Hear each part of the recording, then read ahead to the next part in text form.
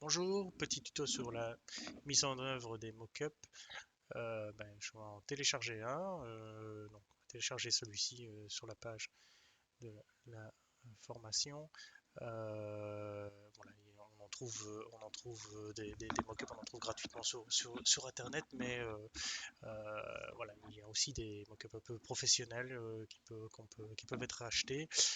Ici, les participants à la formation en recevront plusieurs. On va travailler sur un de ceux qui est donné sur le site, à savoir celui avec la lumière. Donc, simplement, je vais ouvrir le fichier qui a été téléchargé. C'est un fichier zip. Le fichier zip, oui, déplacer, remplacer. Voilà, le fichier zip contient un fichier PSD.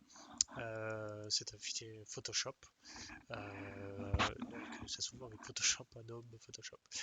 Alors, ici j'ai ouvert le fichier, on a tout un tas de calques pour le fichier. C'est un fichier vraiment professionnel, il y a tout un tas d'effets, de lumière, etc. qui ont été faits par un infographiste. Nous, ce qui nous intéresse, c'est qu'on va pouvoir très très rapidement changer et transformer l'image comme on le veut. Bon, ici, on va un peu détourner le message parce que cette une image à l'origine est faite pour mettre un logo de société. On va transformer ça en un message de sensibilisation.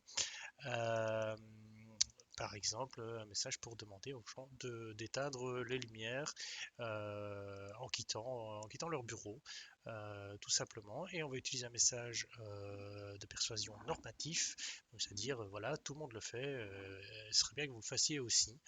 C'est la norme, avec toutes les lampes qui sont éteintes et pas la vôtre qui est là-bas. On verra la puissance des messages normatifs durant la formation. Ici, tout simplement, je vais refaire. Donc, j'ai ouvert la partie où on voit où il y avait le logo. Je vais écrire le message éteignez cap aussi. La couleur n'est pas idéale pour voir. De toute façon, après, il faudra peut-être la mettre en blanc, mais tant que j'ai écrit, je vais la mettre en noir. Éteignez aussi les lumières en quittant. Merci.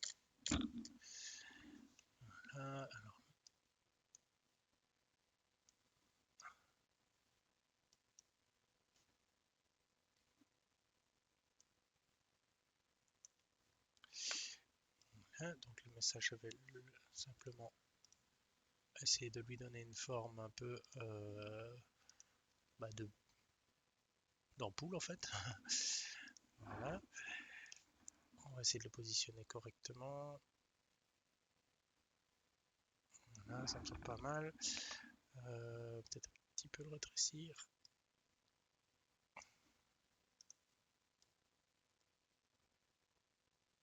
Voilà.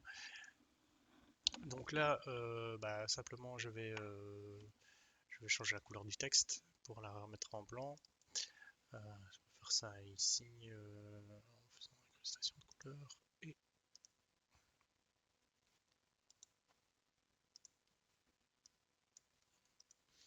voilà, et appliquer un léger contour. J'efface, donc je clique sur le petit œil là et j'efface l'ancien message. Et tout simplement, donc on voit l'image c'était celle-ci. Je vais simplement enregistrer cette image-ci et en direct, on va avoir le message qui est maintenant appliqué sur l'image. Alors on a l'image. Alors on a une image d'une vraiment très très bonne qualité, hein. Ce sont des images, ici si je fais taille d'image, on voit 6500 pixels. Donc c'est des images qui sont très bien pour faire de l'impression. Maintenant, si vous avez besoin d'utiliser cette image, et ça se fait de plus en plus sur à l'intranet, en l'envoi de mails, sur les réseaux sociaux, bah là, effectivement, il va falloir redimensionner l'image pour qu'elle ait une taille un peu plus abordable pour le téléchargement. Et donc, on va simplement redimensionner l'image et enregistrer l'image avec le format qu'on veut.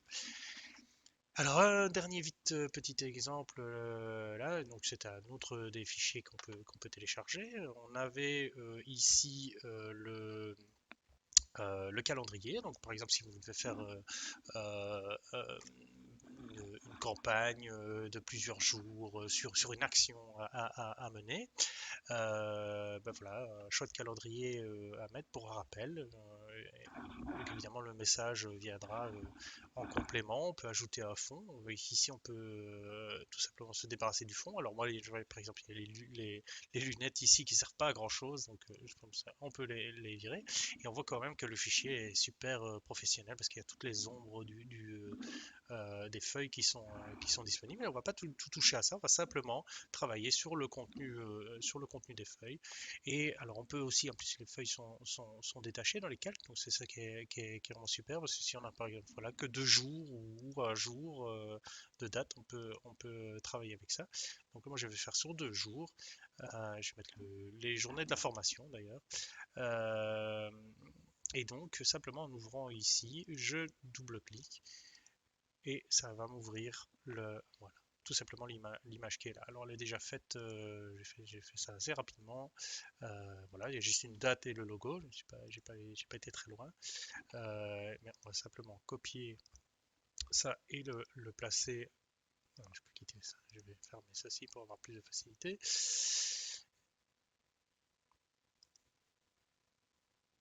Voilà. Et donc ici, je vais simplement coller sur l'image, j'efface l'ancienne et j'ai mon image. Je vais enregistrer. Bon, il pas, j'aurais pu mettre un fond, par exemple, pour avoir une table de papier, mais bon, j'ai pas fait tout ça. Je vais simplement enregistrer et on peut voir ce que ça donne. Même déjà, on a la date qui est revenue. Je vais changer l'autre fond. Donc là, c'est une autre image, un autre calque, pardon. C'est celui-ci. Donc la feuille, Jack, l'ouverture, tout simplement double-cliquer, il ouvre la page pour conserver les calques.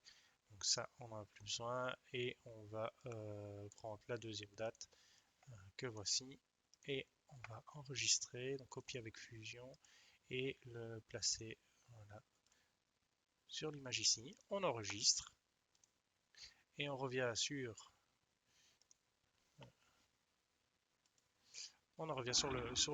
le document et on voit que les pages sont mises à jour automatiquement. On va pouvoir également mettre un titre, mettre un fond, etc. Et travailler avec ce calendrier qui est encore une fois super pro, de super qualité.